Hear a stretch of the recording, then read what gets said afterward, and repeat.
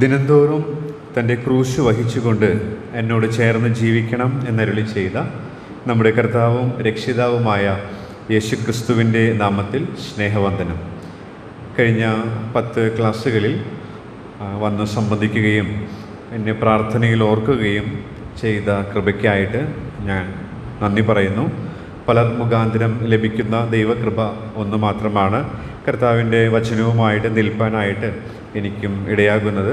പല നിലകളിലുള്ള പ്രതിബന്ധങ്ങളൊക്കെ നമുക്കൊക്കെ നേരിടുന്നത് പോലെ എനിക്കും നേരിടുന്നുവെങ്കിൽ തന്നെയും അതിൻ്റെ മധ്യത്തിൽ ദൈവജനത്തിൻ്റെ പ്രാർത്ഥനയുടെ പിൻബലം നാം പ്രാർത്ഥനയിൽ ഓർത്തതുപോലെ ആത്മീകമായും ശാരീരികമായും ഒക്കെ ബലം പ്രാപിച്ച് കർത്താവിൽ നിലനിൽപ്പാനായിട്ട് ഇടയാകുന്നു എന്നുള്ളതിൽ ഞാൻ ദൈവത്തിന് സ്തോത്രം ചെയ്യുന്നു. പ്രത്യേകമായി ഞാൻ ഈ നാളുകളിൽ പ്രാർത്ഥിക്കുന്ന വിഷയമാണ്. അപ്പോൾ എന്നെയും ഞങ്ങളുടെ കുടുംബത്തെയും ഓർക്കുമ്പോൾ നിങ്ങളും ഈ വിഷയം പ്രാർത്ഥനയിൽ ഓർത്താൽ വളരെ നല്ലതാണ്. ഒന്ന്, ദിനംതോറും ക്രൂശ് വഹിച്ചുകൊണ്ട് ജീവിക്കുവാൻ ഞങ്ങൾ കുടുംബമായിട്ട് ആഗ്രഹിക്കുന്നു. അത് നിങ്ങളുടെ പ്രാർത്ഥനയിൽ വെക്കുകയാണ്. ഞങ്ങൾ ഓർക്കുമ്പോൾ ഈ വിഷയമാണ് നിങ്ങൾ ആദ്യമായിട്ട് പ്രാർത്ഥിക്കേണ്ടത്. ദിനംതോറും ക്രൂശിൻ്റെ അനുഭവത്തിൽ ജീവിക്കുവാൻ പ്രിയരെ സഹായിക്കണേ എന്ന് പ്രാർത്ഥിക്കുന്നത് വളരെ നല്ലതാണ്. രണ്ടാമത്തെ ഒരു കാര്യം എന്ന് പറയുന്നത്, ഞാൻ ദിനംതോറും പ്രാർത്ഥിക്കുന്നത്, നമ്മെ സ്നേഹിക്കുന്ന, കരുതുന്ന, നമ്മെ അറിയുന്ന ഒരു പിതാവുണ്ട്. ആ പിതാവിൻ്റെ സ്നേഹത്തെ സംശയിക്കുവാനോ ആ പിതാവിൻ്റെ കരുതലിൽ അതൃപ്തരാകുവാനോ അവൻ്റെ നടത്തിപ്പിൻ്റെ ആ കീഴ്പ്പെട്ടുള്ള ജീവിതത്തിൽ അസംതൃപ്തരായി തീരാനോ ഇടയാകാതെ ആ പിതാവിൻ്റെ സ്നേഹത്തിൽ നിത്യവും വസിക്കുവാൻ, നിലനിൽക്കുവാൻ ഞങ്ങളുടെ കുടുംബത്തെ ഓർക്കുമ്പോൾ നിങ്ങൾ പ്രാർത്ഥിക്കണം. അതുമാത്രമല്ല, ആത്മനിയന്ത്രിതമായ ഓരോ നാം ശ്വസിക്കുന്നത് പോലെ ആത്മനിറവിൽ ആയിരിക്കുവാനായിട്ടും ഞങ്ങൾ ആഗ്രഹിക്കുന്നു. നിങ്ങളുടെ പ്രാർത്ഥനയിൽ ഈ 3 കാര്യങ്ങൾ ഉണ്ടെങ്കിൽ വളരെ നല്ലതാണ്. മറ്റു വിഷയങ്ങളൊന്നും ഓർത്തില്ലെങ്കിലും കുഴപ്പമില്ല എന്നുള്ളത് ഞാൻ പ്രാരംഭത്തിൽ ഓർപ്പിക്കാനായിട്ട് ആഗ്രഹിക്കുകയാണ്. ഈ ലേഖനം പത്രോസ് എഴുതിയ 1-ാം ലേഖനമാണ് നാം പഠിക്കുന്നത്. അത് പഠിക്കുന്നത് ഒരു ധ്യാനാത്മക പഠനം പോലെയാണ്. ഞാൻ ദിനംതോറും ദൈവവചനം വായിക്കുമ്പോൾ ലഭിക്കുന്ന ചിന്തകൾ അത് കുറിച്ചിടുന്നത് ഒന്ന് ക്രമീകൃതമായിട്ട് പറയുന്നു എന്ന് മാത്രമേ ഉള്ളൂ. അതെനിക്ക് പ്രയോജനപ്രദമാണ്. നിങ്ങൾക്കും പ്രയോജനപ്പെടണം എന്നുള്ള ആഗ്രഹമാണ് എനിക്കുള്ളത്. നാം അറിയുന്നത് പോലെ ക്രിസ്തീയ ജീവിതത്തിൽ പല സ്റ്റേജുകളുണ്ട് എന്നുള്ളത് നാം തിരുവഴുത്തിൽ പ്രത്യേകിച്ച് യോഹന്നാൻ്റെ ലേഖനം പഠിച്ചപ്പോൾ നാം ഓർക്കാനായിട്ട് ഇടയായിട്ട് തീർന്നിട്ടുണ്ട്. അത് നമ്മുടെ വിദ്യാഭ്യാസ മേഖലയുമായിട്ട് താരതമ്യപ്പെടുത്തിയാൽ നഴ്സറി ക്ലാസ്, 1-ാം ക്ലാസ്, 2-ാം ക്ലാസ്, കാലങ്ങൾ കഴിയും തോറും ആ ക്ലാസ്സുകളിൽ പുരോഗതി പ്രാപിക്കുവാനായിട്ട് നമുക്ക് ഇടയായിട്ട് തീരേണ്ടതാണ്. അതിന് ദിനംതോറും ക്രൂശിക്കപ്പെട്ട അനുഭവത്തിൽ ജീവിക്കുവാനായിട്ട് നാം പഠിക്കേണ്ടതാണ്, പരിശീലിക്കേണ്ടതാണ്. ദൈവാത്മാവിൻ്റെ സഹായത്താൽ കർത്താവിൻ്റെ ജീവനിൽ നാം വളരുമ്പോൾ അത് സാധിക്കും. അങ്ങനെയെങ്കിൽ നാം നേരിടുന്ന പ്രതിസന്ധികളെ തരണം ചെയ്യാനായിട്ട് സാധിക്കും എന്നുള്ളതിന് യാതൊരു സംശയവുമില്ല. ഈ ലേഖനത്തിലേക്ക്, ഈ ചിന്തയിലേക്ക്, പഠനത്തിലേക്ക് നമുക്ക് മടങ്ങി വരാം. നാം ഇപ്പോൾ കഴിഞ്ഞ ആഴ്ചയിൽ ഓർത്ത കാര്യം എന്ന് പറയുന്നത് ഇത്തിരി വേഗത്തിൽ ഞാൻ പറയാനിടയായിട്ട് തീർന്നു. ഒന്നാമതായിട്ട് നമ്മൾ ഈ 2-ാമത്തെ അധ്യായത്തിലാണല്ലോ ഇപ്പോൾ നിൽക്കുന്നത്. അതിൽ ആദ്യമായിട്ട് ആദ്യത്തെ 3 വാക്യങ്ങളിൽ വളർച്ചയുടെ കാര്യമാണ് നാം വായിക്കുന്നത്. അപ്പോൾ സത്യകൃപയിൽ നിലനിൽക്കുന്നവർ വളരുന്നവരാണ് നാം ചിന്തിച്ചു. 2-4 മുതൽ 10 വരെയുള്ള വാക്യങ്ങളിൽ നമുക്ക് ലഭിച്ചിരിക്കുന്ന പദവികളും ഉത്തരവാദിത്തങ്ങളെയും വായിക്കുമ്പോൾ തന്നെ നമുക്ക് മനസ്സിലാക്കാൻ സാധിക്കും. അങ്ങനെയെങ്കിൽ അതിനെക്കുറിച്ച് തിരിച്ചറിവുള്ളവരാണ് സത്യകൃപയിൽ നിലനിൽക്കുന്നവർ എന്നുള്ളത് നാം ഓർക്കാനിടയായിട്ട് തീർന്നു. 11 മുതൽ 25 വരെയുള്ള വാക്യങ്ങളിൽ നാം ചെറിയ ഒരു കുറിപ്പ് മാത്രമേ ഉള്ളൂ. തുടർന്നും അനേക സൂചകങ്ങൾ അതിനോടുള്ള ബന്ധത്തിൽ നമുക്ക് കിട്ടും. വിട്ടകന്ന് നല്ല പ്രവൃത്തികളെ നടപ്പ് നന്നായിരിക്കണം. അപ്പോൾ നല്ല പ്രവൃത്തികൾ, അത് നല്ല ഫലം, കർത്താവ് പറഞ്ഞിരിക്കുന്ന നല്ല വൃക്ഷം നല്ല ഫലം കായ്ക്കും. നല്ല പ്രവൃത്തികൾ, അതിനുള്ള മാതൃക ഒക്കെ നാം ഈ ഭാഗത്ത് കാണുന്നുണ്ട്. അങ്ങനെയാണ് ഫലം കായ്ക്കുന്നവരാണ് എന്നുള്ള ഒരു പാഠം അതിന് കൊടുക്കാനായിട്ട് ഇടയായിട്ട് തീർന്നത്. അപ്പോൾ ദൈവത്തിൻ്റെ ശക്തി അനുദിനം പ്രാപിച്ച് നാം ജീവിക്കുമ്പോൾ, എന്ന് വെച്ചാൽ സത്യകൃപയിൽ നിലനിൽക്കുമ്പോൾ, നാം ഫലം കായ്ക്കുന്ന ജീവിതം നയിക്കാനായിട്ട് സാധിക്കും എന്നാണ് ഞാൻ അർത്ഥമാക്കുന്നത്. അതെങ്ങനെ സാധിക്കും എന്നുള്ളതാണ് നാം 2-ാം അധ്യായത്തിൻ്റെ 11-ഉം 12-ഉം വാക്യങ്ങളിൽ കാര്യങ്ങളിൽ കഴിഞ്ഞ ആഴ്ചയിൽ ഓർക്കാനിടയായിട്ട് തീർന്നത്. അതിലെ ഒരു പ്രധാനപ്പെട്ട ക്രിയാപദം വിട്ടകലുക എന്നുള്ളതാണ്. വിട്ടകലുക. അപ്പോൾ വിട്ടകലുന്നതിലൂടെ നമുക്കത് സാധിക്കും എന്ന് നാം ചിന്തിക്കാനിടയായിട്ട് തീർന്നു. എന്തുകൊണ്ട് വിട്ടകലണം എന്ന് നാം ആ വേദഭാഗത്തോട് ചോദിച്ചാൽ ചില പാഠങ്ങൾ ആ വേദഭാഗത്ത് നിന്ന് തന്നെ പഠിക്കാനായിട്ട് സാധിക്കും. ഒന്നാമത് പ്രിയമുള്ളവരായതിനാൽ. 8 തവണ പത്രോസ് ഈ പദപ്രയോഗം 2 ലേഖനങ്ങളിലായിട്ട് ഉപയോഗിച്ചിരിക്കുന്നു. ആ ആവർത്തനത്തിൽ നിന്നും അതിൻ്റെ അർത്ഥം എന്താണെന്നുള്ളതിൽ നിന്നും നാം ചില പാഠങ്ങൾ പഠിക്കാനായിട്ടിടയായിട്ട് തീർന്നു. 2 പ്രവാസികളായതിനാൽ, പരദേശികളായതിനാൽ. രണ്ടും ഏകദേശം ഒരേ ആശയം തന്നെയാണ്. അതിനോടുള്ള ബന്ധത്തിൽ ഒരു ഭക്തൻ്റെ ആഗ്രഹങ്ങൾ, ചില കാര്യങ്ങൾ പ്രവാസ ജീവിതത്തോടുള്ള ബന്ധത്തിൽ ഞാൻ വേഗത്തിൽ ഒന്ന് പറഞ്ഞു പോകാനായിട്ട് ഇടയായിട്ട് തീർന്നു. മൂന്നാമതായിട്ട് ഞാൻ പറഞ്ഞത് പോരാട്ടമുള്ളതിനാൽ എന്നുള്ളതാണ്.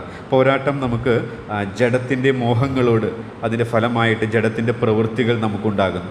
അപ്പോൾ അതിനോടുള്ളൊരു പോരാട്ടത്തെക്കുറിച്ച് പറഞ്ഞു. D.L. മൂഡി പറഞ്ഞ പ്രശസ്തമായ ഒരു വാചകം ഞാൻ അന്ന് ഓർപ്പിക്കാനിടയായിട്ട് തീർന്നു. അറിയുന്ന ഏതൊരു വ്യക്തിയേക്കാളും എനിക്ക് കൂടുതൽ കുഴപ്പമുണ്ടാക്കുന്നത് D.L. മൂഡിയാണ്. എന്നാൽ നാം തന്നെയാണ് ഏറ്റവും വലിയ പ്രശ്നക്കാർ എന്ന് ചുരുക്കം. നമ്മുടെ ഉള്ളിലുള്ള ആ ജഡമോഹങ്ങൾ, അതിനെ നാം അതിനോടുള്ള ആ പുതിയ പ്രമാണത്തിൻ്റെ ഒരു പോരാട്ടം നമുക്കുണ്ട്. ആ ജഡമോഹങ്ങളെ നാം വിട്ടകലുമ്പോൾ നമുക്ക് ഫലം കായ്ക്കാനായിട്ട് സാധിക്കും. അതിന് ജോൺ കുര്യൻ എഴുതിയ പുസ്തകത്തിൽ നിന്നുള്ള ഒരു ഉദാഹരണം ഞാൻ വേഗത്തിൽ പറയാനിടയായിട്ട് തീർന്നു. നമ്മുടെ ഉള്ളിൽ ഒളിച്ചിരിക്കുന്ന വന്യമൃഗങ്ങളെ പുറത്തു ചാടിക്കാനായിട്ട് പലപ്പോഴും പല ആളുകൾ എഴുന്നേൽക്കാനായിട്ട് ഇടയായിട്ട് തീരും.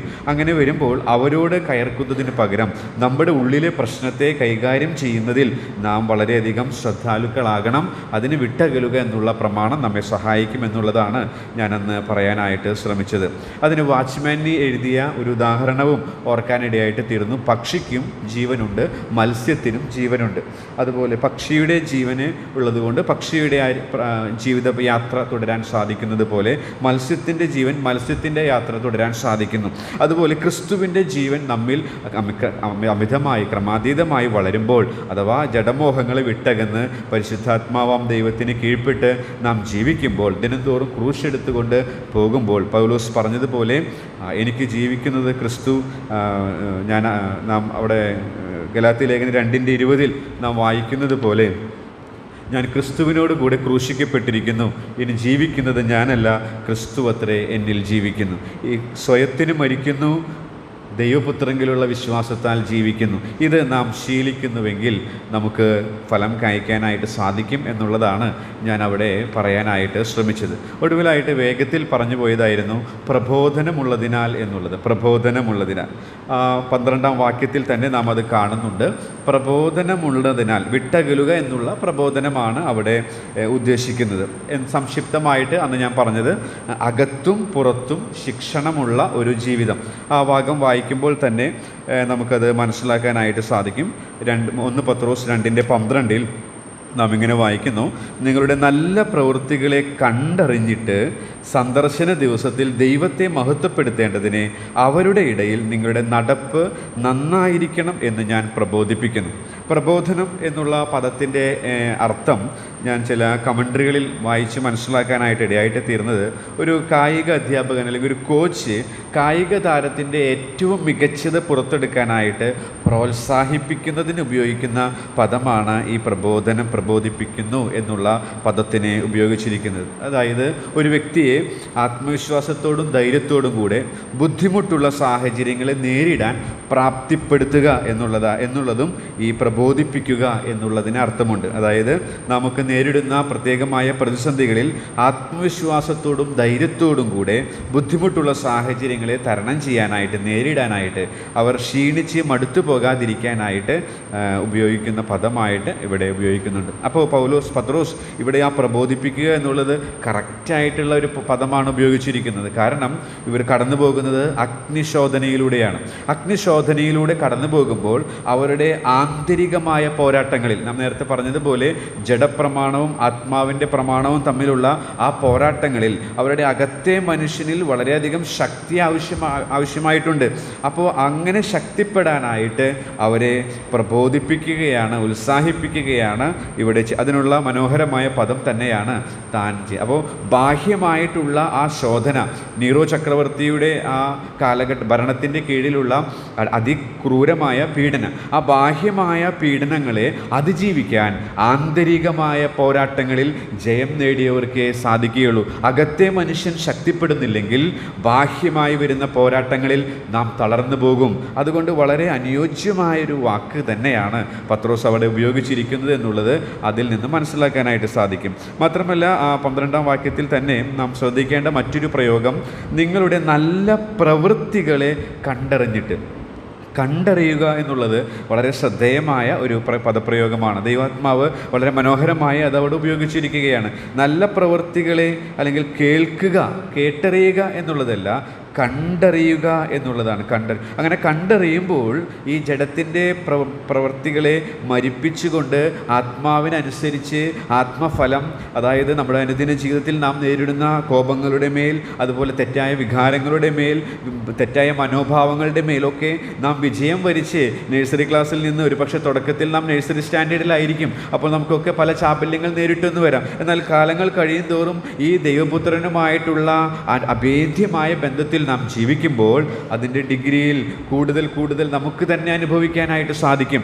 അങ്ങനെ സാധിക്കുമ്പോൾ നമുക്ക് നമ്മുടെ പ്രവൃത്തികൾ നല്ല പ്രവൃത്തികളായിട്ട് തീരും. അങ്ങനെ നല്ല പ്രവൃത്തികളായിട്ട് തീരുമ്പോൾ നമ്മുടെ ഇടയിൽ നമ്മളോട് കൂടെ സഹവസിക്കുന്ന, നാം ഇടപെടുന്ന ആളുകൾക്ക് അത് നമ്മുടെ പ്രവൃത്തികൾ കണ്ടറിയാനിടയായിട്ട് തീരും. അങ്ങനെ കണ്ടറിയുമ്പോൾ ദൈവം അവരെ സന്ദർശിക്കുന്ന, ദൈവത്തിൻ്റെ ആത്മാവ് പാപത്തെക്കുറിച്ചും നീതിയെക്കുറിച്ചും ന്യായവിധിയെക്കുറിച്ചും ബോധം വരുത്തുന്ന അവരുടെ ആ സന്ദർശന ദിവസത്തിൽ അവർക്ക് ദൈവത്തെ മഹത്വപ്പെടുത്തുവാൻ നമ്മുടെ നല്ല പ്രവൃത്തികൾ കണ്ടിട്ട് ഇടയായിട്ട് തീരും. അതുകൊണ്ട് അവരുടെ ഇടയിൽ നമ്മുടെ നടപ്പ് നന്നായിരിക്കണം.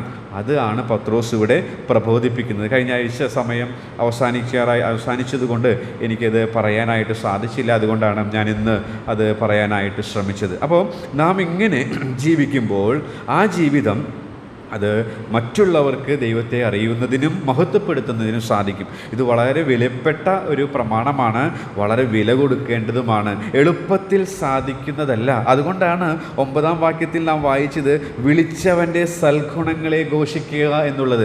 സൽഗുണങ്ങളെ പറയാൻ എളുപ്പമാണ്, പക്ഷേ അവനുമായിട്ടുള്ള അഭേദ്യമായ ബന്ധത്തിൽ നാം ആ ഗുണങ്ങൾ അറിഞ്ഞ് അത് നാം ജീവിതത്തിൽ പാലിക്കുമ്പോൾ ആ രീതിയിലുള്ള ഘോഷണം അത് വളരെ വളരെ വിലയുള്ളതാണ്. നാം അത് വിസ്മരിച്ചു പോകുന്നതുമാണ്. അതുകൊണ്ട് തന്നെയാണ് പല നിലകളിലുള്ള പ്രതിസന്ധികളും പ്രശ്നങ്ങളും ഒക്കെ നമുക്ക് തന്നെ അനുഭവിക്കാനിടയായിട്ട്. അതുകൊണ്ട് ഈ പ്രമാണത്തെ വളരെ ഗൗരവത്തോടെ എടുക്കാനായിട്ട് ദൈവത്തിൻ്റെ ആത്മാവ് എന്നെയും നിങ്ങളെയും സഹായിക്കുമാറാകട്ടെ. ഇന്ന് നമുക്ക് അടുത്ത പാഠത്തിലേക്ക് വരാം. അതിനാധാരമായിട്ട് 2-ന്റെ 13, 14, 18 വാക്യങ്ങൾ നമുക്ക് വായിക്കാം.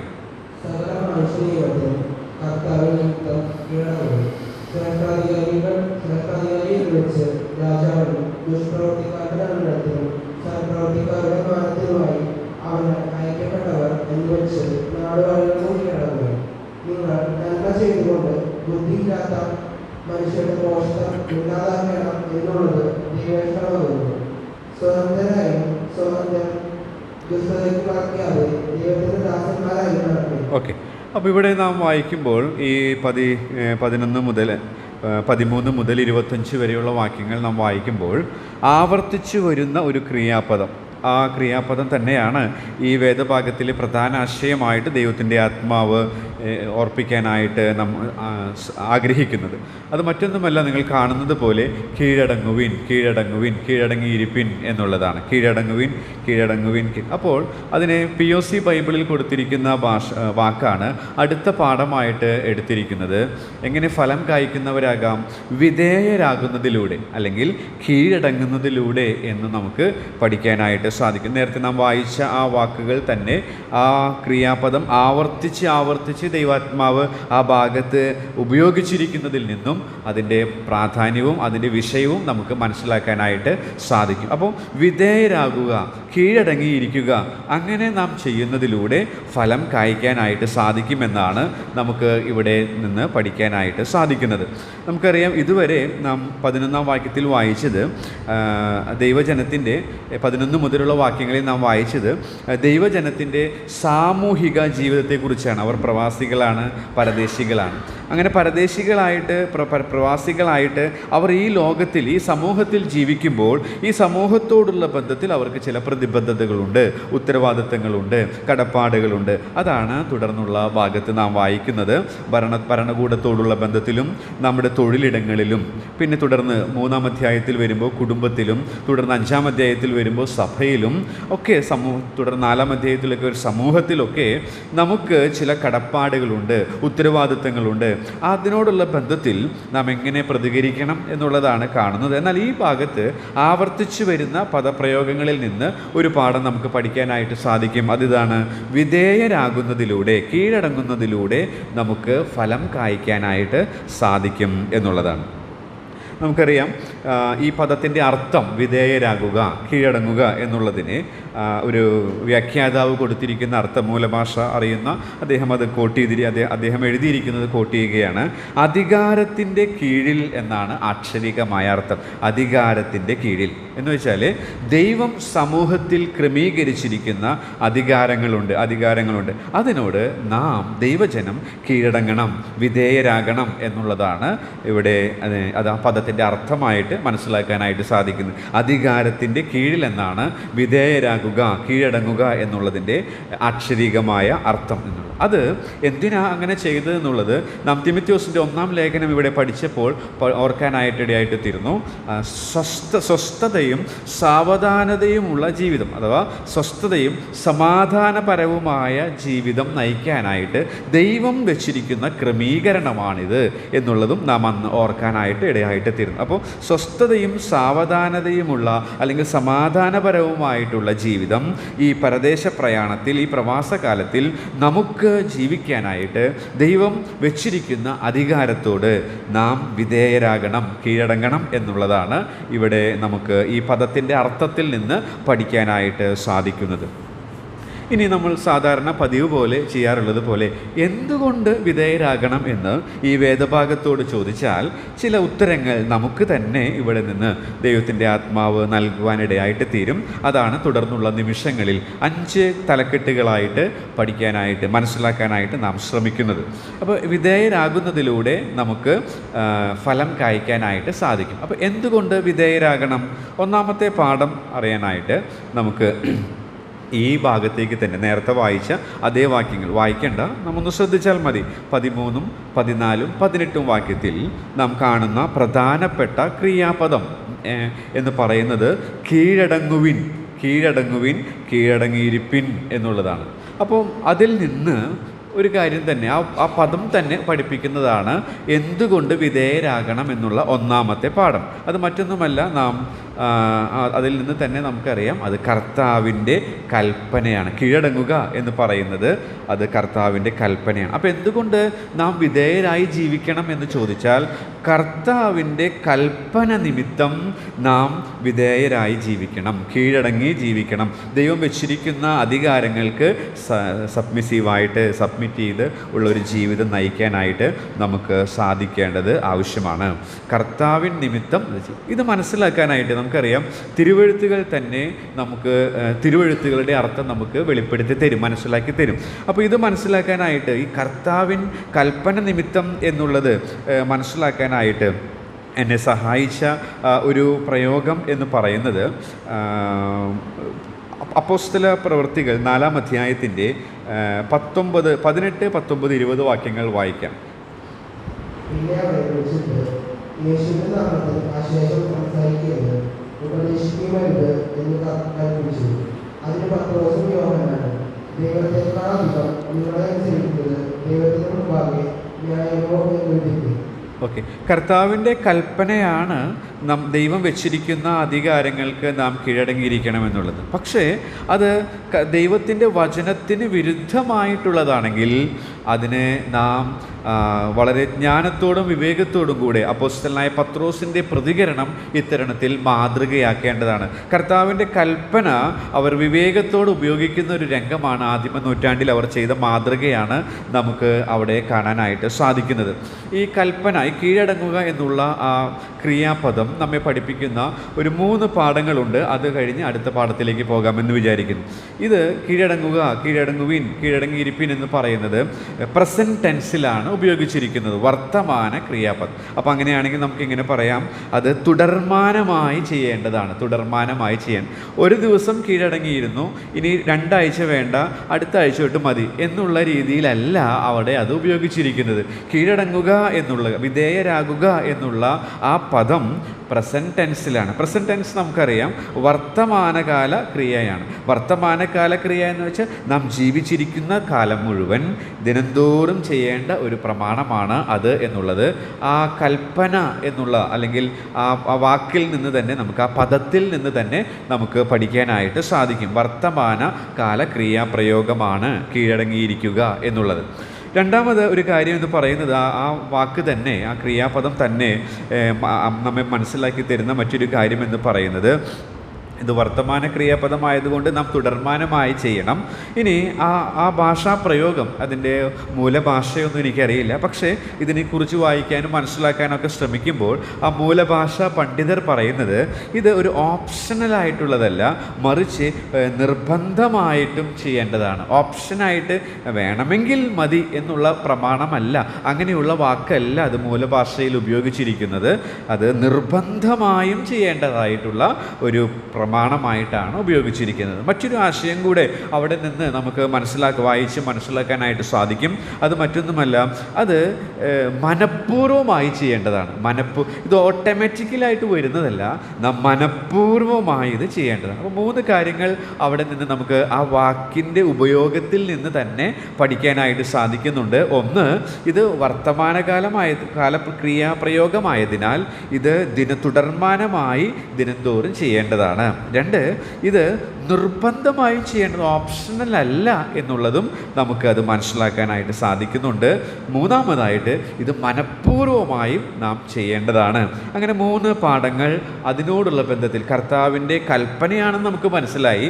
ആ കൽപ്പനയുടെ ഗൗരവം ഭാഷയുടെ ആ മനോഹാരിതയിൽ നിന്ന് തന്നെ നമുക്ക് മനസ്സിലാക്കാൻ സാധിക്കും. അത് ഞാൻ നിങ്ങളുടെ മുമ്പേ പറഞ്ഞു എന്ന് മാത്രമേ ഉള്ളൂ. അപ്പോൾ ഒന്നാമതായിട്ട് എന്തുകൊണ്ട് വിധേയരാകണം എന്ന് ചോദിച്ചാൽ, കർത്താവിൻ്റെ കൽപ്പനയായതിനാൽ അത് വളരെ ഗൗരവത്തോടെ എടുക്കേണ്ടത് ആവശ്യമാണ്.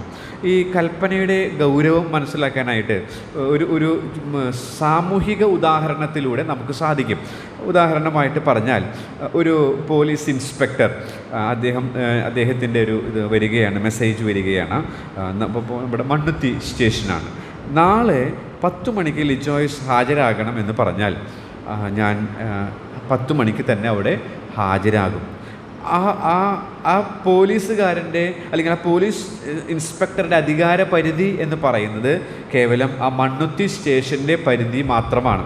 അങ്ങനെ കേവലം മണ്ണുത്തി സ്റ്റേഷൻ്റെ പരിധിയിൽപ്പെട്ട ഒരു പോലീസ് ഇൻസ്പെക്ടറുടെ കൽപ്പന നാം വളരെ ഗൗരവത്തോടെ എടുക്കുമെങ്കിൽ, അല്ലെങ്കിൽ അത് നമുക്ക് എന്തെങ്കിലും പ്രയാസങ്ങളുള്ളതാണെങ്കിൽ അതിനോടുള്ള ബന്ധത്തിൽ നിയമോപദേശമൊക്കെ തേടി നാം അത് അനുസരിക്കുമെങ്കിൽ, നമ്മുടെ കർത്താവിനെ കുറിച്ച് മത്തായി സുവിശേഷം 28-ാം അധ്യായത്തിൻ്റെ 18, 19, 20 വാക്യങ്ങളിൽ നാം വായിക്കുന്നത്, സ്വർഗത്തിലും ഭൂമിയിലും സകല അധികാരവും നൽകപ്പെട്ടിരിക്കുന്നു എന്നുള്ളതാണ്. അപ്പോൾ കേവലം ഒരു പോലീസ് സ്റ്റേഷൻ്റെ അധികാരപരിധി മാത്രമല്ല, സ്വർഗത്തിലും ഭൂമിയിലും സകല അധികാരവും നൽകപ്പെട്ട കർത്താവിൻ്റെ പ്രമാണമാണ് എന്നുള്ളത്, ആ കൽപ്പന എന്നുള്ളതിൻ്റെ ഗൗരവം മനസ്സിലാക്കാനായിട്ട് നമ്മെ സഹായിക്കുമെന്ന് ഞാൻ വിശ്വസിക്കുന്നു. അപ്പോൾ അത് നിമിത്തം, ആ കൽപ്പന നിമിത്തം വിധേയരാകണം എന്നുള്ളതാണ് ഇവിടെ നിന്ന് ഞാൻ പറയാനായിട്ട് ആഗ്രഹിച്ച കാര്യമെന്ന് പറയുന്നു. രണ്ടാമത്തെ പാഠത്തിലേക്ക് നമുക്ക് പോകാം. ഒന്നാമത്തെ പാഠം കർത്താവിൻ്റെ കൽപ്പന നിമിത്തം വിധേയരാകണം. രണ്ടാമത്തെ പാഠം എന്ന് പറയുന്നത് നമുക്ക് 13-ാമത്തെ വാക്യം ഒന്ന് വായിക്കാം. പത്രോസ് എഴുതിയ 1-ാമത്തെ ലേഖനത്തിൻ്റെ 2-ാമത്തെ അധ്യായത്തിൻ്റെ 13-ാമത്തെ വാക്യം. ഓക്കെ, അവിടെ നാം വായിക്കുന്നത് സകല മാനുഷ നിയമത്തിനും കർത്താവിൻ നിമിത്തം കീഴടങ്ങുകയും. അപ്പോൾ അവിടെ നിന്ന് കാണുന്നത് പോലെ കർത്താവിൻ നിമിത്തം എന്നുള്ളതാണ്, കർത്താവിന് വേണ്ടി എന്നുള്ളതും നമുക്ക് ഭാഷാന്തരത്തിൽ കാണുന്നുണ്ട്. അപ്പോൾ അങ്ങനെയെങ്കിൽ അടുത്ത പാഠം നമുക്ക് മനസ്സിലാക്കാൻ സാധിക്കും, വളരെ എളുപ്പമാണ്. കർത്താവിൻ നിമിത്തം, ഒന്നാമത് കർത്താവിൻ്റെ കൽപ്പന നിമിത്തം, രണ്ടാമത് കർത്താവിന് വേണ്ടി അല്ലെങ്കിൽ കർത്താവിൻ നിമിത്തം, ബൈബിളിൽ അതേ വാക്കുകൾ തന്നെ ഉപയോഗിച്ചാൽ കർത്താവിൻ നിമിത്തം നാം വിധേയരാകണം എന്നുള്ളതാണ്. വിധേയരാകണം, ഇവിടെ ഈ വിധേയരാകണം എന്നുള്ള കർത്താവിൻ നിമിത്തം വിധേയരാകണം എന്നുള്ളത് മനസ്സിലാക്കി തന്ന ഒരു ദൃഷ്ടാന്തത്തിലേക്ക് നിങ്ങളുടെ ശ്രദ്ധയെ ഞാൻ തിരിക്കുകയാണ്.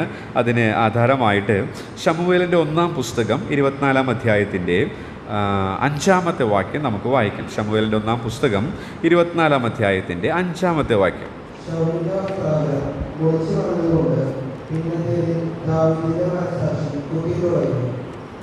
ഓക്കെ,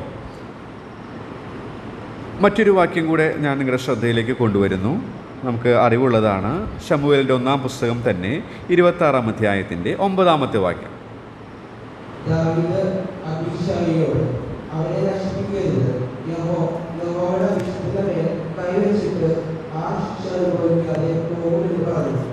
ഈ രണ്ട് സന്ദർഭങ്ങൾ, ചരിത്ര സന്ദർഭങ്ങൾ നമുക്ക് പരിചയമുള്ളതാണ്. ഈ ചരിത്ര സന്ദർഭങ്ങൾ കർത്താവിൻ നിമിത്തം വിധേയരാകണമെന്നുള്ള പ്രമാണത്തിൻ്റെ ഗൗരവം നമ്മുടെ മനസ്സിലേക്ക് കൊണ്ടുവരുന്നുണ്ട്. അതിൻ്റെ വിഷയം, അതിൻ്റെ ചരിത്രമൊക്കെ ഞാൻ വിശദീകരിക്കേണ്ട ആവശ്യമില്ലല്ലോ. നാം രണ്ടാമത് വായിച്ച വേദഭാഗത്ത് ശൗലിനെ കൊല്ലുവാനായിട്ട് വളരെ മനോഹരമായ ഈ രണ്ട് സന്ദർഭങ്ങളും അത് തന്നെയാണ്. ശൗലിനെ കൊല്ലുവാനായിട്ട് ദാവീദിന് സുവർണാവസരം ലഭിച്ചിരിക്കുകയാണ്. ഇതിനോടകം നാം ഇതിന് മുൻപിലുള്ള അധ്യായങ്ങളിലൂടെ കടന്നു പോകുമ്പോൾ ശൗലിനെ രാജസ്ഥാനത്ത് നിന്ന് ദൈവം നീക്കുന്നതും ശമൂവേൽ മുഖാന്തരം ദാവീദ് ഇപ്പോൾ രാജാവായി അഭിഷേകം ചെയ്യപ്പെട്ട് കഴിഞ്ഞു. ശരിക്ക് തത്വത്തിൽ ദാവീദാണ് ഇപ്പോൾ രാജാവെങ്കിലും ശരിക്ക് ഭരിക്കുന്നത് ഇപ്പോൾ ശൗലാണ്. അങ്ങനെ ഇരിക്കുകയാണ് ഈ രണ്ട് സന്ദർഭങ്ങൾ ദാവീദിന് കിട്ടുന്നത്. എന്നാൽ ദാവീദിൻ്റെ അത്ര പരിജ്ഞാനമില്ലാത്ത, തൻ്റെ ദൈവത്തെക്കുറിച്ചുള്ള പരിജ്ഞാനമില്ലാത്ത തൻ്റെ കൂടെയുള്ള ജോലിക്കാർ, ദാസർ, അവരുടെ പ്രതികരണവും ദൈവത്തെക്കുറിച്ച് ശരിയായ രീതിയിൽ മനസ്സിലാക്കിയിരിക്കുന്ന ദാവീദിൻ്റെ പ്രതികരണവുമാണ് നമുക്കിവിടെ കാണാനായിട്ട് സാധിക്കുന്നത്. അപ്പോൾ അതിൽ നിന്ന് കർത്താവിൻ നിമിത്തം നാം വിധേയരാകണമെന്നുള്ളതിൻ്റെ മകുടോദാഹരണം നമുക്ക് കണ്ടെത്താനായിട്ട് സാധിക്കുന്നു എന്ന് ഞാൻ വിചാരിക്കുകയാണ്. കർത്താവിൻ്റെ അഭിഷിക്തരായതിനാൽ, കർത്താവ് തിരഞ്ഞെടുത്തവനായതിനാൽ അവനുമായി ഞാൻ അവനെ കൊന്നിട്ട് അല്ലെങ്കിൽ അവനോട് ഇടപെട്ടിട്ട് കർത്താവിനോട് പാപം ചെയ്യാനായിട്ട് ഇടയായിട്ട് തീരരുത് എന്നുള്ള അതിന് അവൻ്റെ മനസാക്ഷി കുത്തിത്തുടങ്ങി എന്ന് പറയുമ്പോൾ എത്രമാത്രം ഉയർന്നതാണ് അവൻ്റെ ധാർമ്മിക നിലവാരം, എത്ര വലുതാണ് എന്നുള്ളത് നമുക്ക് മനസ്സിലാക്കാനായിട്ട് സാധിക്കും. ആ ദാവീദ് തന്നെ അല്പകാലങ്ങൾ കഴിഞ്ഞപ്പോൾ പരാജയപ്പെട്ടതായിട്ട് നാം കാണുന്നു. എന്നാൽ ആ പ്രത്യേക സന്ദർഭത്തിൽ ദാവീദിൻ്റെ ആ പ്രവൃത്തി ഈ വിഷയത്തോടുള്ള ബന്ധത്തിൽ മകുടോദാഹരണമാണ് എന്നാണ് ഞാൻ പറയാനായിട്ട് ശ്രമിക്കുന്നത്. ദൈവത്തെക്കുറിച്ചിട്ടുള്ള ആ അറിവ്, ആ ഉൾക്കാഴ്ച, അത് നിമിത്തം നാം വിധേയരാകണം എന്നുള്ളത്. അത് നിമിത്തം വിധേയരാകുമ്പോഴേ അത് ശരിയായ രീതിയിൽ എൻജോയ് ചെയ്യാനായിട്ട് എനിക്കും നിങ്ങൾക്കും സാധിക്കുകയുള്ളൂ എന്നുള്ളത് നാം ഓർത്തിരിക്കേണ്ടത് ആവശ്യമാണ്. അതുപോലെ തന്നെ ഈ ദാവീദിൻ്റെ അനുഭവത്തിൽ നിന്ന് നാം മനസ്സിലാക്കുന്നത്, ദാവീദിൻ്റെ യഹോവയുടെ അഭിഷിക്തൻ്റെ മേൽ കൈവയ്ക്കുക എന്ന് പറയുമ്പോൾ ദൈവത്താലാണ് അധികാരം അവന് ലഭിച്ചിരിക്കുന്നത് എന്നുള്ള അറിവ് നമുക്ക് മനസ്സിലാക്കാനായിട്ട് സാധിക്കും. അപ്പം നമ്മുടെ ജീവിതത്തോടുള്ള ബന്ധത്തിലും നാം ഉൾപ്പെട്ടു നിൽക്കുന്ന സമൂഹത്തിൽ നാം ഇടപെടുന്ന തൊഴിലിടങ്ങളിലൊക്കെ നമ്മുടെ മേലാധികാരികൾ അവർ ദൈവത്താൽ നിയമിതരാണ്, ദൈവത്താൽ അല്ലാതെ യാതൊരു അധികാരവുമില്ല എന്നുള്ള പ്രമാണം മനസ്സിലാക്കുമ്പോൾ കർത്താവിൻ നിമിത്തം നമുക്ക് കീഴടങ്ങാനായിട്ട് പ്രയാസമുണ്ടാകുകയില്ല എന്ന് ഞാൻ വിശ്വസിക്കുകയാണ്.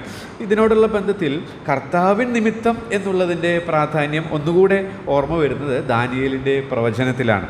ദാനിയേലിൻ്റെ പുസ്തകത്തിലെ ആ ചരിത്ര സംഭവങ്ങൾ, ആ അബേദ്നെഗോ, ശദ്രക്, മേശക് അബേദ്നെഗോവിനോടുള്ള ബന്ധത്തിലും ദാനിയേലിനോടുള്ള ബന്ധത്തിലും ഇത് ചേർത്ത് ചിന്തിക്കുമ്പോൾ ഇതിൻ്റെ പ്രാധാന്യം നമുക്ക് മനസ്സിലാക്കാനായിട്ട് സാധിക്കും എന്ന് പറഞ്ഞുകൊണ്ട് ഞാൻ ആ ഭാഗവും വിടുകയാണ്. അപ്പോൾ രണ്ട് കാര്യങ്ങൾ ഞാൻ പറയാനിടയായിട്ട് തീർന്നു.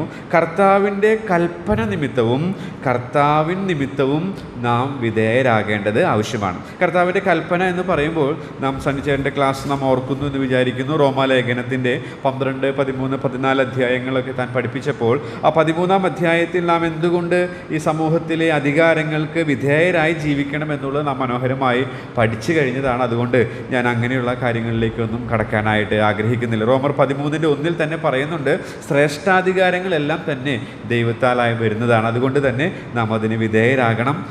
അതിനോടുള്ള ബന്ധത്തിൽ നാം അത് വായിക്കുന്നുണ്ട്. ശിക്ഷാവിധി വരും, അതുകൊണ്ട് വിധേയരാകേണ്ടത് ആവശ്യമാണ്. നമ്മുടെ മനസാക്ഷി നിമിത്തം വിധേയരാകേണ്ടത് ആവശ്യമാണ്. സ്നേഹം നിമിത്തം വിധേയരാകേണ്ടത് ആവശ്യമാണ്. കർത്താവിൻ്റെ വരവ് നിമിത്തം വിധേയരാകേണ്ടത് ആവശ്യമാണ് എന്നിങ്ങനെ നാം അന്ന് ചിന്തിക്കാനായിട്ട് ഇടയായിട്ട് തീർന്നതാണ്. ഞാനത് വീണ്ടും ആവർത്തിക്കാനായിട്ട് ശ്രമിക്കുന്നില്ല. അടുത്ത പാഠത്തിലേക്ക് നമുക്ക് പോകാം. അടുത്ത പാഠം പഠിക്കുന്നത് 15, 19, 20 വാക്യങ്ങളുടെ അടിസ്ഥാനത്തിലാണ്. 15, 19, 20 വാക്യങ്ങൾ നാം വായിക്കും. നിങ്ങൾ നന്മ ചെയ്തുകൊണ്ട് ബുദ്ധിയില്ലാത്ത മനുഷ്യരുടെ പോഷണം ഉണ്ടാകാക്കണം എന്നുള്ളത് ദൈവേഷ്ടമാകുന്നു.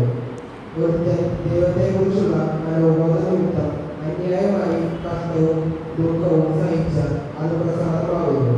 നിങ്ങൾ കുറ്റം ചെയ്തിട്ട് അടികൊള്ളുന്നത് സഹിച്ചാൽ എന്ത് യശസ്സുള്ളൂ? അല്ല, നന്മ ചെയ്തിട്ട് കഷ്ടം സഹിച്ചാൽ അത് ദൈവത്തിന് പ്രസാദം. ഓക്കെ, ഈ വാക്യങ്ങളിലൂടെ നാം കടന്നു പോകുമ്പോൾ ആവർത്തിച്ചു വരുന്ന സമാനമായ പ്രയോഗങ്ങൾ ഒരു പക്ഷേ ഈ വായനയിൽ നിങ്ങൾ ശ്രദ്ധിച്ച് കാണുമെന്ന് വിചാരിക്കുന്നു. ഞാൻ വായിച്ചപ്പോൾ എൻ്റെ ശ്രദ്ധയിൽപ്പെട്ടു. അതിൽ നിന്നാണ് അടുത്ത പാഠം എനിക്ക് മനസ്സിലായത്. നാം അതിൻ്റെ 15-ാം വാക്യത്തിൽ നാം വായിക്കുന്നു ദൈവേഷ്ടം എന്നുള്ളത്. അതുപോലെ തന്നെ അത് ദൈവത്തിന് പ്രസാദമാണ്. അതുപോലെ ദൈവത്തിന് പ്രസാദമാണ് എന്നിങ്ങനെയുള്ള പ്രയോഗങ്ങൾ നാം 19, 20 വാക്യങ്ങളിൽ കാണുന്നു. അപ്പോൾ അതിൽ നിന്ന് ഒരു പാഠം ദൈവത്തിൻ്റെ ആത്മാവിന് പറയാനുണ്ട്. അതെന്താണെന്നറിയാമോ? അതാണ് അടുത്ത പാഠമായിട്ട് നാം പഠിക്കുന്നത്. കർത്താവിന് ഇഷ്ടം നിമിത്തം, കർത്താവിൻ്റെ ഇഷ്ടമാണത്. കർത്താവിൻ്റെ ഇഷ്ടം കാരണം, ഈ നിമിത്തം എന്നുള്ളത് കാരണം, ഇവിടെ ഉപയോഗിച്ച ആ പ്രയോഗം ഞാൻ ആവർത്തിച്ച് ഉപയോഗിച്ചു എന്നേ ഉള്ളൂ. കർത്താവിൻ്റെ ഇഷ്ടം നിമിത്തം അല്ലെങ്കിൽ കർത്താവിൻ്റെ ഇഷ്ടം കാരണം, കർത്താവിന് പ്രസാദമുള്ളത് കൊണ്ട് നാം വിധേയരാകണമെന്നാണ് ഇതുകൊണ്ട് അർത്ഥമാക്കുന്നത്. കർത്താവിൻ്റെ ഇഷ്ടം നിമിത്തം നാം വിധേയരാകേണ്ടത് ആവശ്യമാണ്. നമുക്കറിയാം കർത്താവിൻ്റെ ഇഷ്ടം ഇതാണെന്ന് മനസ്സിലാക്കാനായിട്ട് തിരുവെഴുത്തുകളുടെ അർത്ഥം നമുക്ക് വെളിപ്പെടുത്തി തരുമല്ലോ. അപ്പോൾ അതിൽ നിന്ന് ഞാൻ ഇങ്ങനെ നോക്കിയപ്പോൾ ഇതെങ്ങനെ എനിക്ക് മനസ്സിലാക്കാനായിട്ട് സാധിക്കും എന്ന് ചിന്തിച്ചപ്പോൾ എൻ്റെ മനസ്സിലേക്ക് വന്നത് ആദ്യ പാപമാണ്. ആദ്യ പാപം നമുക്കറിയാം. ആദ്യ പാപം എന്ന് പറയുന്നത് നമുക്കറിയാം പിശാചിൻ്റെ നിഗളമാണ്. അപ്പോൾ ആ നിഗളം വന്നപ്പോൾ നമുക്കറിയാം അവൻ പിശാചായി മാറി. നിഗളം വന്ന സമയം മുതൽ തന്നെ അവൻ പിശാചായി മാറി എന്നുള്ളതാണ്. എന്നാൽ നാം ഈ ലേഖനം എന്നെ ആകർഷിച്ചത് അതുകൊണ്ട് തന്നെയാണ്. അതിൻ്റെ 5-ാം അധ്യായത്തിലേക്ക് വരുമ്പോൾ താഴ്മയുള്ളവർക്ക് അവൻ കൃപ കൊടുക്കുന്നു എന്ന് വായിക്കും. യാക്കോബിൻ്റെ ലേഖനത്തിലും നാം അത് വായിക്കുന്നുണ്ട്. അപ്പോൾ കർത്താവിന് ഇഷ്ടം നിമിത്തം എന്ന് പറയുമ്പോൾ കർത്താവിന് ഏറ്റവും ദേഷ്യമുള്ള, ഏറ്റവും വെറുക്കുന്നൊരു കാര്യമാണ് നിഗളം എന്ന് പറയുന്നത്. നാം പത്രോസിൻ്റെ ലേഖനത്തിൽ തന്നെ വായിക്കുന്നുണ്ട്, ദൈവം നിഗളികളോട് എതിർത്ത് നിൽക്കുന്നു. അപ്പോൾ കർത്താവിന് ഏറ്റവും ഇഷ്ടമുള്ളതാണ് താഴ്മ എന്ന് പറയും. താഴ്മയുള്ളവർക്ക് അവൻ കൃപ കൊടുക്കുന്നു. അപ്പോൾ കൃപ നമുക്ക് ലഭിക്കണമെങ്കിൽ നമുക്ക് താഴ്മ ആവശ്യമാണ്. ഞാൻ ആരംഭ ക്ലാസ്സിൽ അത് ഓർപ്പിക്കാൻ ഇടയായിട്ട് തീർന്നു. അപ്പം നമുക്ക് കൃപ ലഭിക്കുന്നില്ലെങ്കിൽ അതിൻ്റെ അർത്ഥം നാം അറിഞ്ഞോ അറിയാതെയോ മുറുകെ പറ്റുന്ന നിഗളം എന്ന പാപം ഒളിഞ്ഞിരിപ്പുണ്ട് എന്നുള്ളതാണ് അതിൻ്റെ അർത്ഥം. വചനം വളരെ ശിശുസഹജമായ മനോഭാവത്തിൽ നാം ഉൾക്കൊണ്ടാൽ നമുക്കത് മനസ്സിലാക്കാനായിട്ട് സാധിക്കും. അപ്പോൾ നമ്മിൽ നിഗളമുണ്ടെങ്കിൽ ദൈവത്തിൻ്റെ കൃപ നമ്മിലേക്ക് പ്രവഹിക്കുന്നതിന് തടസ്സമാണ് എന്നുള്ള സത്യം നാം ഓർത്തിരിക്കുക. അപ്പോൾ ദൈവം നിഗളികളോട് ദൈവം ഏറ്റവും ഇഷ്ടപ്പെടാത്തത് എന്താ എന്ന് ചോദിച്ചാൽ ആദ്യ പാപത്ത് തന്നെ നമുക്ക് മറുപടി നൽകുന്നു നിഗളമാണ്. അപ്പോൾ നമ്മിൽ നിഗളത്തിൻ്റെ അംശം ഉണ്ടെങ്കിൽ ദൈവത്തിൻ്റെ കൃപ നമുക്ക് ലഭിക്കുകയില്ല. ഇവിടെ നാം വായിക്കുന്നത് വിധേയരാകുക എന്ന് വെച്ചാൽ എന്താ? കീഴടങ്ങാൻ ആർക്കാ സാധിക്കുക? നിഗളമുള്ളവർക്ക് സാധിക്കുമോ? ഒരിക്കലുമില്ല. അപ്പോൾ താഴ്മയുള്ളവർക്ക് മാത്രമേ കീഴടങ്ങുന്ന മനോഭാവത്തിൽ ജീവിക്കാനായിട്ട്, വിധേയപ്പെടുവാനായിട്ട് സാധിക്കുകയുള്ളൂ. അപ്പോൾ അത് കർത്താവിന് ഇഷ്ടമാണ് എന്നുള്ളത് നമുക്ക് മനസ്സിലാക്കാനായി. അപ്പോൾ കർത്താവിൻ്റെ ഇഷ്ടം നിമിത്തം എന്ന് പറയുമ്പോൾ താഴ്മ കർത്താവ് ഇഷ്ടപ്പെടുന്ന ഒരു ഗുണം. കർത്താവ് തന്നിൽ നിന്ന് പഠിക്കാനും പറഞ്ഞ കാര്യം അത് തന്നെയല്ലയോ? സൗമ്യതയും താഴ്മയും ഉള്ളവനാകിയ എൻ്റെ എൻ്റെ നുകം ഏറ്റുകൊണ്ട് എന്നോട് അപ്പോൾ കർത്താവ് പഠിക്കാനായിട്ട് നമ്മോട് പറഞ്ഞിരിക്കുന്നതും കർത്താവിന് ഏറ്റവും ഇഷ്ടമുള്ളതുമായ ഒരു നല്ല ഗുണവിശേഷമാണ് താഴ്മ എന്ന് പറയുന്നത്. അപ്പോൾ അത് കർത്താവിന് ഇഷ്ടമാണ്. അപ്പോൾ വിധേയപ്പെട്ടുകൊണ്ടുള്ളൊരു ജീവിതം ദൈവത്തിന് ഇഷ്ടമുള്ളത് കൊണ്ട് നാം വിധേയപ്പെടണം എന്നുള്ളതാണ് ഈ വാക്കുകൾ കൊണ്ട് ഞാൻ ഈ തലക്കെട്ടുകൊണ്ട് ഞാൻ പറയാനായിട്ട് ആഗ്രഹിക്കുന്നത്.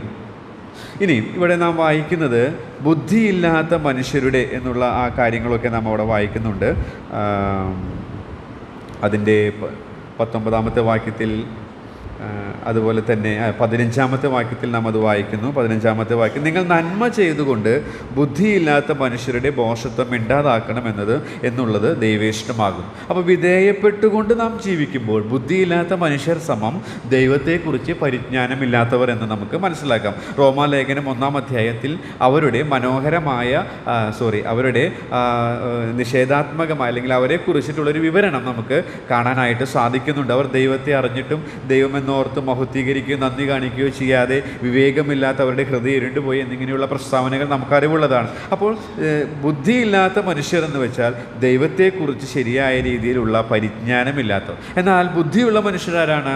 നമുക്കറിയാം, നാം തിരുവഴുത്തിൽ വായിക്കുന്നുണ്ട്, യഹോവ ഭക്തിയാണ് ജ്ഞാനത്തിൻ്റെ ആരംഭം. അപ്പോൾ ദൈവത്തെക്കുറിച്ചിട്ടുള്ള അറിവും അവന് ഭയപ്പെട്ട് ജീവിക്കുന്നവരുമാണ് ശരിയായ രീതിയിൽ പരിജ്ഞാനമുള്ളവർ എന്ന് പറയുന്നത്. അപ്പോൾ ഇങ്ങനെയുള്ള ബുദ്ധിയില്ലാത്ത മനുഷ്യരുടെ മുമ്പാകെ നാം കീഴടങ്ങി ജീവിക്കുമ്പോൾ, ദൈവത്തിൻ്റെ വചനത്തിന് വിധേയപ്പെട്ട് ജീവിക്കുമ്പോൾ, ദൈവത്തിൻ്റെ ആത്മാവിനെ അനുസരിച്ച് ജീവിക്കുമ്പോൾ നമ്മുടെ നടപ്പ് നല്ലതായിരിക്കും, നമ്മുടെ അതിൽ നിന്ന് വരുന്ന പ്രവൃത്തി നല്ലതായിരിക്കും. അത് അവരുടെ അടപ്പിക്കുവാനായിട്ട് സാധിക്കുമെന്നാണ് അവിടെ നിന്ന് നമുക്ക് മനസ്സിലാക്കാനായിട്ട് സാധിക്കുന്നത്. എന്ന് വെച്ചാൽ ദൈവത്തെക്കുറിച്ച് പരിജ്ഞാനമുള്ളവർ ദൈവം വെച്ചിരിക്കുന്ന അധികാരങ്ങൾക്ക് കീഴ്പ്പെട്ട് ജീവിക്കുന്ന മനോഹരമായ ആ ജീവിത സാക്ഷ്യം അത് പരിജ്ഞാനമില്ലാത്തവരുടെ വായടപ്പിക്കും എന്നുള്ളതാണ് നമുക്ക് അവിടെ മനസ്സിലാക്കാനായിട്ട് സാധിക്കുന്നത്. അടുത്ത പാഠത്തിലേക്ക് പോകാനായിട്ട് ഞാൻ ശ്രമിക്കുന്നു. 16ഉം 17ഉം വാക്യങ്ങൾ അതിനോടുള്ള ബന്ധത്തിൽ വായിക്കാം. 16ഉം 17ഉം വാക്യങ്ങൾ.